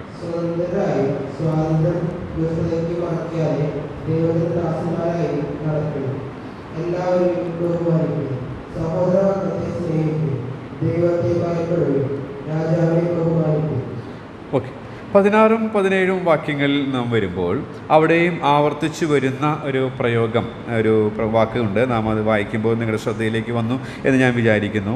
സ്വതന്ത്രരായി സ്വാതന്ത്ര്യം ദുഷ്ടതയ്ക്ക് മറയാക്കാതെ ദൈവത്തിൻ്റെ ദാസന്മാർ സ്വതന്ത്രരായി സ്വാതന്ത്ര്യം എന്നുള്ള പ്രയോഗങ്ങളിൽ നിന്നാണ് അടുത്ത പാഠം പഠിക്കാനായിട്ട് ഇടയായിട്ട് തീർന്നത്. അത് മറ്റൊന്നുമല്ല, കർത്താവിലുള്ള നമ്മുടെ കർത്താവിൽ നമുക്കുള്ള സ്വാതന്ത്ര്യം നിമിത്തം നാം വിധേയപ്പെടണം എന്നാണ് ഈ പാഠത്തിലൂടെ ഞാൻ പറയാനായിട്ട് ശ്രമിക്കുന്നത്. കർത്താവിലുള്ള സ്വാതന്ത്ര്യം നാം തിരുവഴുത്തിൽ വായിക്കുന്നുണ്ട്. പുത്രൻ നിങ്ങൾക്ക് സ്വാതന്ത്ര്യം വരുത്തിയാൽ നിങ്ങൾ സാക്ഷാൽ സ്വതന്ത്രരാകും. അപ്പോൾ ക്രിസ്തുവിൽ നമുക്ക് സ്വാതന്ത്ര്യം ലഭിച്ചിരിക്കുകയാണ്. അങ്ങനെ ലഭിച്ച സ്വാതന്ത്ര്യം ദുഷ്ടതയ്ക്ക് മറയാക്കരുത്, പാപം ചെയ്യാനായിട്ട് നാം ഉപയോഗിക്കരുത്. മാത്രമല്ല, ദൈവത്തിൻ്റെ ദാസന്മാരായി അനുദിനം ജീവിക്കണം എന്നുള്ളതാണ് നമുക്കിവിടെ കാണാനായിട്ട്. അപ്പോൾ ദൈവത്തിന് ദാസന്മാരായി തീരുക എന്ന് പറയുമ്പോൾ നമുക്കറിയാം, നമുക്കൊരു ദാസൻ എന്നുള്ള പദം പെട്ടെന്ന് നമ്മുടെ മനസ്സിലേക്ക് കൊണ്ടുവരുന്നത് നാം കഴിഞ്ഞ മുമ്പത്തെ ആഴ്ചയൊക്കെ അത് കേട്ടതാണ്, യജമാനൻ എന്നുള്ളതാണ്. നാം രക്ഷിക്കപ്പെട്ടപ്പോഴും കേവലം യേശുവിനെ രക്ഷകനായി അംഗീകരിക്കുക മാത്രമല്ല, നാം അറിഞ്ഞോ അറിയാതെയോ അതിൻ്റെ പൂർണ്ണമായ അർത്ഥം ഉൾക്കൊണ്ടുകൊണ്ടായിരിക്കില്ല അന്ന് നാം പറഞ്ഞിട്ടുണ്ടായിരിക്കുക. അവനെ കർത്താവെന്നും പറഞ്ഞിട്ടുണ്ട്. യേശുവിനെ കർത്താവെന്ന് നാം പറഞ്ഞവരാണ്, യേശുവിനെ രക്ഷകനായി നാം പറഞ്ഞവരാണ്. അപ്പോൾ അന്ന് തന്നെ നാം സമ്മതിച്ചിരിക്കുകയാണ്, എൻ്റെ ഇനിയുള്ള ജീവിതം ആ നല്ല യജമാനനുള്ളതാണ്, ആ യജമാനൻ്റെ ഇഷ്ടങ്ങൾക്കുള്ളതാണ്, ആ യജമാനൻ്റെ നല്ല ദാസനായിട്ടുള്ളതാണ് എന്നുള്ളത് നാം അതിൻ്റെ പൂർണ്ണ അർത്ഥം ഉൾക്കൊണ്ടുകൊണ്ടല്ലെങ്കിൽ തന്നെയും നാം അത് സമ്മതിച്ചതാണ്. അവൻ നമ്മുടെ കർത്താവാണ്, അവൻ നമ്മുടെ യജമാനനാണ്. അവൻ നമ്മുടെ യജമാനനാണെങ്കിൽ, അവൻ നമ്മുടെ കർത്താവാണെങ്കിൽ ആ കർത്തൃത്വത്തിന് കീഴ്പ്പെട്ട് നാം ജീവിക്കണം എന്നുള്ളതാണ്. അങ്ങനെ നാം ജീവിക്കുമ്പോൾ നമുക്ക് ഫലം കായ്ക്കാൻ വിധേയമുള്ള വിധേയമുള്ളവരായി കീഴടങ്ങുവാനായിട്ട് ഒരു പ്രയാസവും ഉണ്ടാകില്ല എന്നുള്ളതിന് യാതൊരു സംശയവുമില്ല. അപ്പോൾ കർത്താവിൻ്റെ ആ കർത്തൃത്വത്തിന് കീഴ്പ്പെട്ട ജീവിതം നയിക്കുന്നവർക്ക് അധികാരങ്ങൾക്ക്, അത് തൊഴിലിടങ്ങളാകട്ടെ, അത് ഭരണകൂടങ്ങളാകട്ടെ, ഏത് അധികാരത്തിന് കീഴ്പ്പെടാൻ, അത് ഭവനത്തിലാകട്ടെ സഭയിലാകട്ടെ സാധിക്കും എന്നുള്ളതിന് യാതൊരു സംശയവുമില്ല. കർത്താവിലുള്ള സ്വാതന്ത്ര്യം നിമിത്തം നാം വിധേയരാകണം എന്നുള്ളതാണ് ഈ പാഠം നമ്മെ പഠിപ്പിക്കുന്നത്. ഈ ലേഖനം നാം വായിക്കുമ്പോൾ, ഇതിനോടകം നിങ്ങളും പലതവണ വായിച്ചിട്ടുണ്ടായിരിക്കും, എൻ്റെ ഒഴിവു സമയങ്ങളിലും ഞാനിതിങ്ങനെ ആവർത്തിച്ച് വായിക്കാറുണ്ട്. അപ്പോൾ വായിച്ചപ്പോൾ ഈ 4 അധ്യായങ്ങളിലും ആവർത്തിച്ചു വരുന്ന ചില കാര്യങ്ങൾ തുടർന്നുള്ള 17-ാം വാക്യത്തിലുള്ള ഒരു വിഷയത്തോടുള്ള ബന്ധത്തിലുണ്ട്. 17-ാം വാക്യം നാം വായിക്കുമ്പോൾ ഇങ്ങനെ ക്രിസ്തുവിൻ്റെ ദാസരായി ജീവിക്കുന്നവരുടെ ചില കടമകൾ, ഉത്തരവാദിത്തങ്ങളാണ് 17-ാം വാക്യത്തിൽ നാം കാണുന്നത്. 4 കൂട്ടം കാര്യങ്ങൾ അവിടെ കാണുന്നുണ്ട്. ഒന്ന്, എല്ലാവരെയും ബഹുമാനിക്കണം എന്ന് വെച്ചാൽ അവരവർക്ക് കൊടുക്കേണ്ട സ്ഥാനം, ഓരോരുത്തർക്കും അവരുടേതായ സ്ഥാനം ഈ സൊസൈറ്റിയിലുണ്ട്. അത് നാം അംഗീകരിച്ച് അവരെ ആദരിക്കണം എന്നുള്ളതാണ് അതിൽ നിന്ന് മനസ്സിലാക്കുന്നത്. അത് നല്ല ഒരു ദാസൻ്റെ ഉത്തരവാദിത്തമാണ്. രണ്ടാമത്തെ കാര്യമാണ് ഞാൻ നേരത്തെ പറഞ്ഞത്, സഹോദരവർഗത്തെ സ്നേഹിക്കുക. ഈ 4 അധ്യായങ്ങളിലും ഈ പ്രയോഗം, ഇതിന് സമാനമായ പ്രയോഗം പത്രോസ് ഉപയോഗിച്ചിട്ടുണ്ട്, സഹോദരവർഗത്തെ സ്നേഹിക്കുക എന്നുള്ളത്. നാം ഓൾറെഡി 1-ാം അധ്യായം ചിന്തിച്ചതാണല്ലോ. 1-ാം അധ്യായത്തിൻ്റെ 22-ാമത്തെ വാക്യം ഒന്ന് വായിക്കാം. എന്നാൽ സത്യമനുസരിക്കുക, നിങ്ങളുടെ ആത്മാക്കളെ നിർവ്യാജമായ സഹോദരപ്രീതിക്കായി നിർമ്മലീകരിച്ചിരിക്കൊണ്ട് ഹൃദയപൂർവ്വം അന്യോന്യം സ്നേഹിക്കുക. ഓക്കെ, 2:17 നാം ഓൾറെഡി ഇപ്പോൾ വായിച്ചതാണ്. 3-ാം അധ്യായത്തിലേക്ക് വരാം. 3-ാം അധ്യായത്തിൻ്റെ 8-ാം വാക്യം ഒന്ന് നോക്കൂ. തീർച്ചയായും എല്ലാവരും ഐക്യമത്യവും സഹതാപവും സഹോദരപ്രീതിയും മനസ്സലിവും വിനയബുദ്ധിയുമുള്ളവരായിരിക്കും. ഓക്കെ, 8-ാമത്തെ വാക്യം, 4-ാം അധ്യായത്തിൻ്റെ 8-ാമത്തെ വാക്യം.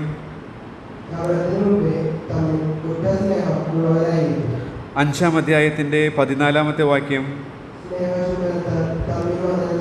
ഓക്കെ, അപ്പോൾ ഇതിലൂടെ എല്ലാം സഹോദരവർഗത്തോടുള്ള ബന്ധത്തിൽ നമ്മുടെ കടപ്പാടുകളാണ്, അല്ലെങ്കിൽ സ്നേഹിക്കേണ്ടതിൻ്റെ ആവശ്യകതയാണ് ദൈവത്തിൻ്റെ ആത്മാവ് രേഖപ്പെടുത്തിയിരിക്കുന്നത്. ചില ക്ലാസ്സുകൾക്ക് മുൻപ് ഞാൻ ഓർപ്പിച്ചു, ഈ അനുവാചകർ അഗ്നിശോധനയിലൂടെ കടന്നു പോവുകയാണ്. അപ്പോൾ അഗ്നിശോധനയിലൂടെ കടന്നു പോകുമ്പോൾ ദൈവജനത്തിൻ്റെ ഒരു പ്രധാനപ്പെട്ട ഉത്തരവാദിത്തമായിട്ട് ഈ ആവർത്തിച്ചിട്ടുള്ള ഈ പ്രയോഗത്തിൽ നിന്ന് നമുക്കിത് മനസ്സിലാക്കാനായിട്ട് സാധിക്കും. അഗ്നിശോധനയിലൂടെ കടന്നു പോകുമ്പോൾ സഹോദരവർഗത്തോടുള്ള സ്നേഹം വെളിപ്പെടുത്താനുള്ള സുവർണാവസരമാണ് ലഭിച്ചിരിക്കുന്നത്. ഈ സുവർണാവസരം അവരോടുള്ള ബന്ധത്തിൽ അവരുടെ ഹൃദയത്തെ തണുപ്പിക്കുന്നതിനും ആശ്വസിപ്പിക്കുന്നതിന് പകരം അവരെ വേദനിപ്പിക്കുവാനോ അല്ലെങ്കിൽ അവരെ ചേർത്ത് പിടിക്കുന്നതിന് പകരം അവരെ തള്ളിക്കളയുന്നതിലേക്ക് തീരുവാനിടയാകരുത് എന്നുള്ള സത്യവും നമുക്ക് ഇവിടെ നിന്ന് മനസ്സിലാക്കാനായിട്ട് സാധിക്കും. നമ്മുടെ ഈ ഒരു പരമ്പരാഗത സഭയായി തീർന്നത് കൊണ്ട് 1-ാം നൂറ്റാണ്ടിലുള്ള ആ സഹോദരവർഗത്തെ സ്നേഹിക്കുക, സ്നേഹചുംബനം, ഇങ്ങനെയുള്ള പ്രയോഗങ്ങൾ കേവലം തിയറിയായി മാത്രമേ നമുക്ക് എൻജോയ് ചെയ്യാൻ സാധിക്കുന്നുള്ളൂ. ചുരുക്കം ചിലർക്ക് മാത്രമേ അതിൻ്റെ ഊഷ്മളത പല സന്ദർഭങ്ങളിൽ ഇതുപോലെയുള്ള ശോധന വേളകളിലൂടെ കടന്നു പോകുമ്പോൾ നമ്മുടെ സഹോദരവർഗത്തിൻ്റെ സ്നേഹം മനസ്സിലാക്കാൻ സാധിക്കുന്നത്. അല്ലാത്തവരൊക്കെ ഒരു യാന്ത്രികമായിട്ട് പോവുകയാണ്. അതിൽ ഞാനും നിങ്ങളൊക്കെ വളരെ നഴ്സറി ക്ലാസ്സിലാണോ ഇനി അതൊക്കെ താഴെയുള്ള അംഗൻവാടിയിലാണോ എത്തിയിരിക്കുന്നത് എന്ന് എനിക്ക് അറിഞ്ഞുകൂടാ. നമ്മുടെ നിലവാരം നമുക്ക് തന്നെ അറിയാമല്ലോ. എന്നാൽ ദൈവത്തിൻ്റെ ആത്മാവ് ഇവിടെ ആവർത്തിച്ച് രേഖപ്പെടുത്തിയിരിക്കുന്ന ഒരു സത്യം, അത് നാം കാണാതെ പോകുവാനായിട്ട് പാടുള്ളതല്ല. സഹോദരവർഗത്തെ സ്നേഹിക്കുവാൻ നമുക്കും ഇടയായിട്ട് തീരേണ്ടത് ആവശ്യമാണ്. മാത്രമല്ല, അടുത്തത് ദൈവത്തെ ഭയപ്പെടുവിൻ എന്നുള്ളതാണ്. ദൈവത്തെ ഭയപ്പെടുവിൻ. കർത്താവിലുള്ള ഈ സ്വാതന്ത്ര്യം, അല്ലെങ്കിൽ കർത്താവിൻ്റെ ദാസരുടെ മറ്റൊരു ഉത്തരവാദിത്വമാണ് ദൈവത്തെ ഭയപ്പെടണം. അതിനെക്കുറിച്ച് ഒരു കർത്തൃദാസൻ പറഞ്ഞിരിക്കുന്നത്, ക്രിസ്തീയ ജീവിതത്തിൻ്റെ അക്ഷരമാല എന്ന് പറയുന്നത്, അല്ലെങ്കിൽ ആദ്യ പാഠം എന്ന് പറയുന്നത് ഇതാണ്, ദൈവത്തെ അത് ക്രിസ്തീയ ജീവിതത്തോടുള്ള ബന്ധത്തിൽ എടുത്തു കഴിഞ്ഞാൽ നമുക്കറിയാം, ക്രിസ്തീയ ജീവിതത്തിൻ്റെ ആദ്യ പാഠം, അക്ഷരമാല എന്ന് പറയുന്നത് ദൈവഭയമാണ്. ഇത് നാം ശരിയായ രീതിയിൽ അഭ്യസിക്കുന്നില്ലെങ്കിൽ, അത് ഭവനത്തിലും സഭയിലും നമ്മുടെ തൊഴിലിടങ്ങളിലുമൊക്കെ ശരിയായ രീതിയിൽ ഈ ആദ്യത്തെ അക്ഷരമാല, ആദ്യത്തെ പാഠം ശരിയായ രീതിയിൽ പഠിച്ചില്ലെങ്കിൽ തുടർന്നുള്ള നമ്മുടെ ജീവിതത്തിൽ ജീവിതത്തിൽ പാളിച്ചകൾ ഉണ്ടാകും എന്നുള്ളതിന് യാതൊരു സംശയം. അതുകൊണ്ട് ദൈവത്തെ ഭയപ്പെടുക എന്നുള്ള പ്രമാണം വളരെ ഗൗരവമായിട്ട് എടുക്കാനായിട്ട് നമുക്ക് തീരേണ്ടതാണ്. അടുത്തത്, രാജാവിനെ ബഹുമാനിപ്പിൻ. റോമർ 13:1 അടിസ്ഥാനത്തിൽ എല്ലാ അധികാരങ്ങളും ദൈവത്താൽ നിയമിതമായതുകൊണ്ട് നാം അധികാരസ്ഥരെ റെസ്പെക്റ്റ് ചെയ്യേണ്ടതാണ് എന്നുള്ളതും കർത്താവിലുള്ള സ്വാതന്ത്ര്യം അനുഭവിക്കുന്ന ദാസരോടുള്ള ബന്ധത്തിൽ നമുക്ക് ചിന്തിക്കാനായിട്ട് സാധിക്കും. അടുത്തതായിട്ട് ഒടുവിലത്തെ പാഠത്തിലേക്ക് നമുക്ക് വരാം. അതോടുകൂടി രണ്ടാമത്തെ അധ്യായം വിടുകയാണ്. അത് മറ്റൊന്നുമല്ല, 2:16-17 ഒന്ന് വായിക്കാം. 2:16-17.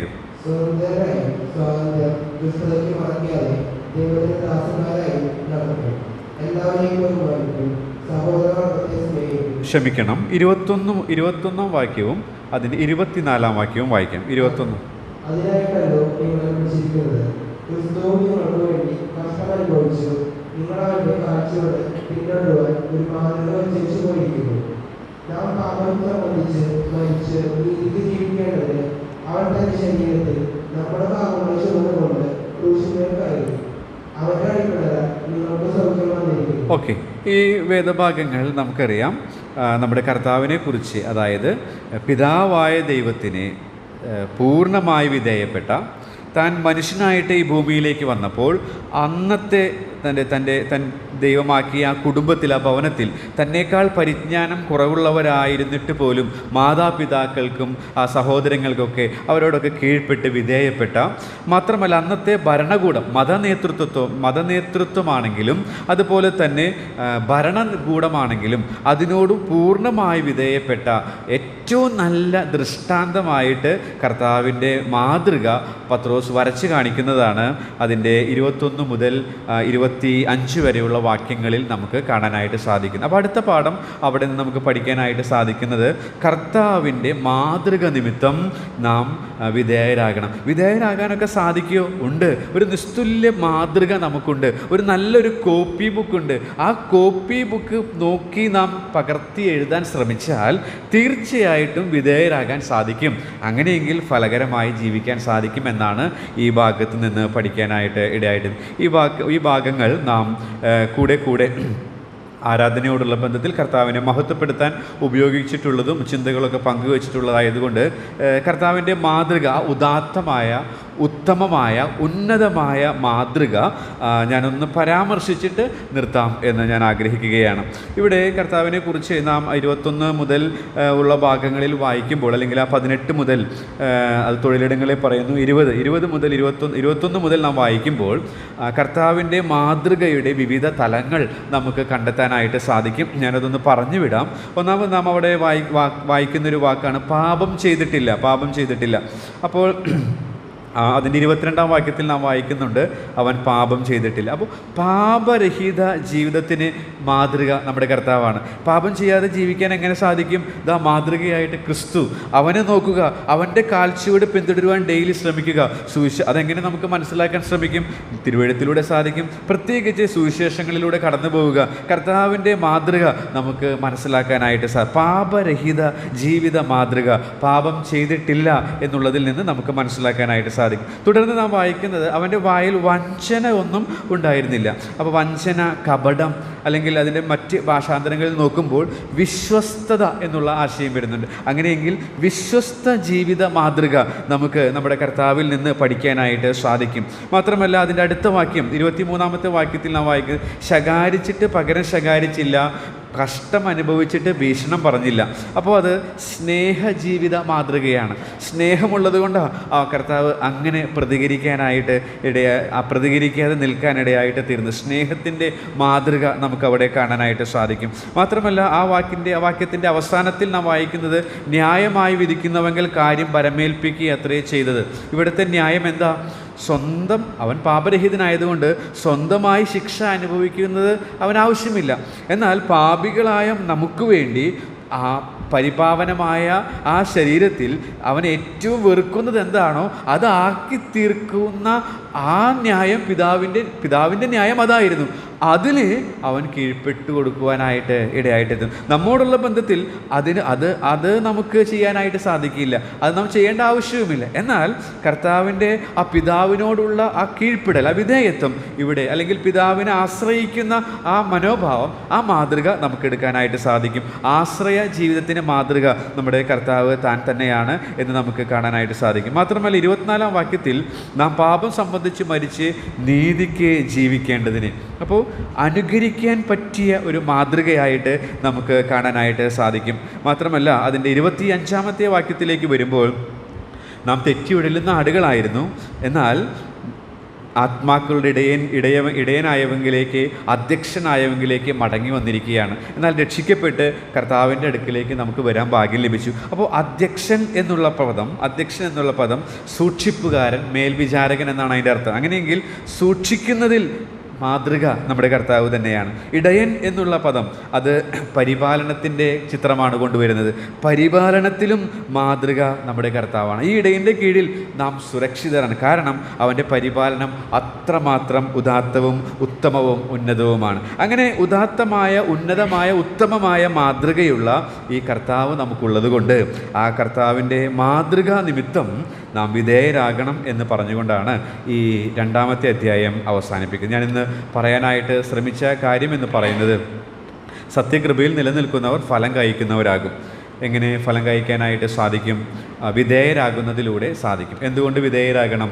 ഒന്ന്, കർത്താവിൻ്റെ കൽപ്പന നിമിത്തം. ആ കൽപ്പന എന്നുള്ളത് ചില ഉദാഹരണങ്ങളിലൂടെ അതിൻ്റെ പ്രാധാന്യവും ആ ഭാഷാ പ്രയോഗത്തിലൂടെയും അതിൻ്റെ പ്രാധാന്യവും മനസ്സിലാക്കി തരാൻ ഞാൻ ശ്രമിച്ചു. രണ്ടാമതായിട്ട് കർത്താവിൻ നിമിത്തം, കർത്താവിന് വേണ്ടി. അത് ദാവീദിൻ്റെ ആ മനോഭാവം, ദാവീദ് ചെയ്ത ആ ചരിത്ര സംഭവം നമുക്ക് മകുടോദാഹരണമായിട്ട് നിൽക്കുന്നു. മാത്രമല്ല കർത്താവിൻ്റെ ഇഷ്ടം നിമിത്തം അത് നമുക്ക് സാധിക്കുന്നു. മാത്രമല്ല കർത്താവിലുള്ള സ്വാതന്ത്ര്യ നിമിത്തം, കർത്താവിൻ്റെ മാതൃക നിമിത്തം നമുക്ക് വിധേയരാകാനായിട്ട് സാധിക്കും എന്നുള്ളതാണ്. അതിനായിട്ട് ഈ വചനം പറഞ്ഞ എന്നെയും കേട്ട നിങ്ങളെയും ദൈവത്തിൻ്റെ ആത്മാവ് സഹായിക്കുമാറാകട്ടെ.